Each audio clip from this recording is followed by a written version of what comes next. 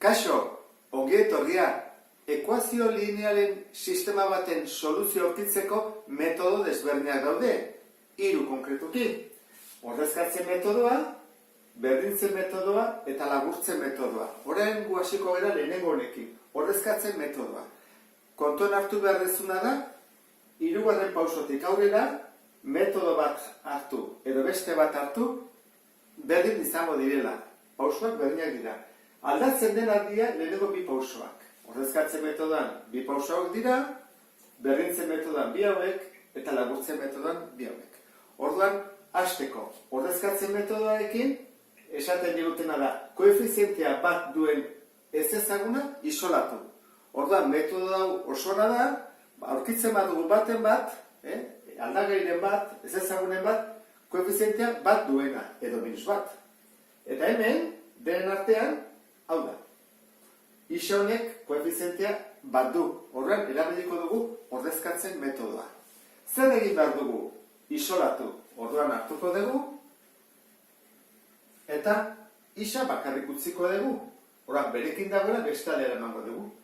Isa berdin, 5 ken, ze batutzen nahi da, 2i.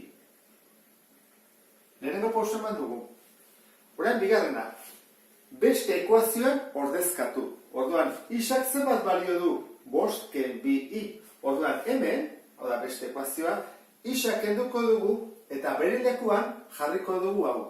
Horrengo dugu, 2 puntu, bider delako, orduan, isaen ordez parentesiarekiko dut. Eta hau dena kopiatuko dut. 5 ken 2i, izi dut parentesia, gero zer dator ken, gero 3i, berdin, 10. Ordezkatu ondoren, orain 3. Ekuazioa ebatzi. Zergatik?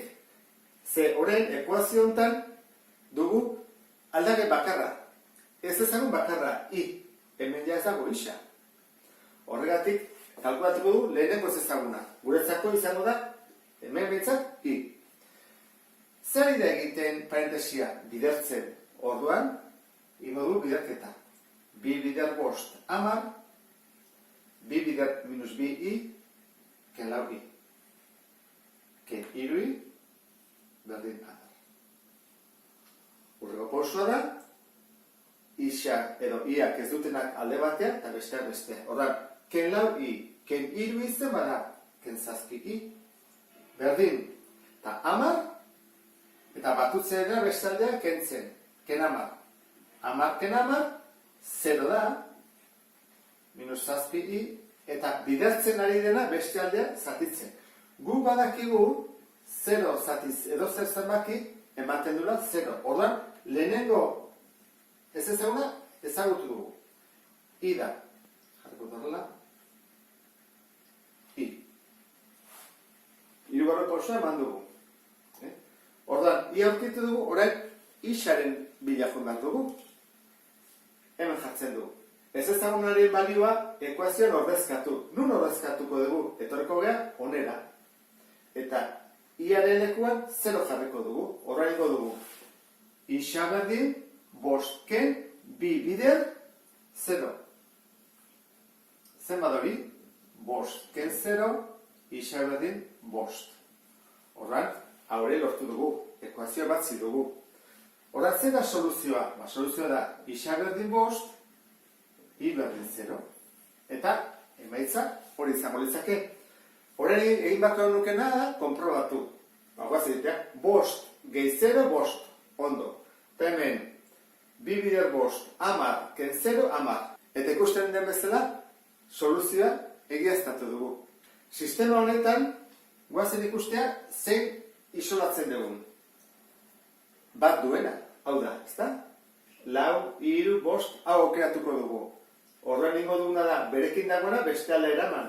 Gelditzen zaigu, minusi berdin, bat, ken 5 isa. Baina, i horrendik ez dago isolatuta. Utzi behar dugu, i bakarrik. Horren zego dugu, denak minus batekin bidertu. Edo nahi bada, minus hau beste aldera pasa, eta denei ikur aldatu. Geldituko litzake irauntara. I berdin, eta hau minus dena plus izango da, 5 isa, eta plus dena minus. Ikusi duzun bezala, egin dudana ordena aldatu erresago izateko. Plus, eta gero hemen ken. Orduan, I isolatu dugunean, orain, egin behar duguna da, beste ekuazioan ordezkatu. Orduan, beste ekuazioa da, ez dugu hemen ordezkatu behar, beti bestean. Orduan, hartzeut hau, eta I-aren lekuan jarri behar dut hau. Zerbaitegatik I hau ekuazio berean ordezkatzen badezu, aterako zaizu identitate bat. Orduan, ez dugu horrela egingo. Beti, beste ekuazioan ordezkatu behar dugu.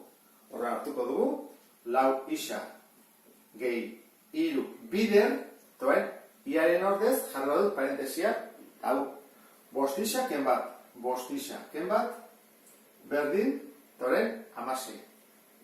Hasiko gara, lehenengo zer da, biderketa hau, kentzea, bidertu inbar dugu, ez da? Hau biderka eta hau biderra. Orduan da, lau isa, gehi 15 isa, ken hiru, berdin 16. Isak alde batera, bi hauek, zenbat ditugu? 19 isa. Berdin 16, eta kentzen nahi dira, beste aldera batutzen. 3. Isa berdin, hau zenbat da? 19.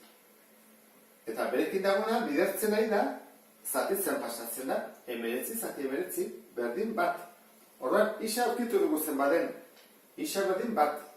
Hau da, soluzioa. Orain, iaren bilakun behar dugu. Nora, beste ekuaziora. Egonea, errexena hori da. Aukeratu zakegu hau, edo hau, nahi den guztia. Baina egokiena hau izango litzake. Zergatik, ja, I isolatua dagoelako. I berdin, bost bider, eta zeguna bat. Ken bat.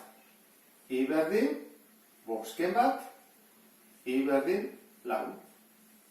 Hora, soluzioa zein da, guretzako, isa berdin bat, I berdin lau. Kontrolatu imako genuke, bikote hau, soluzioa edo ez.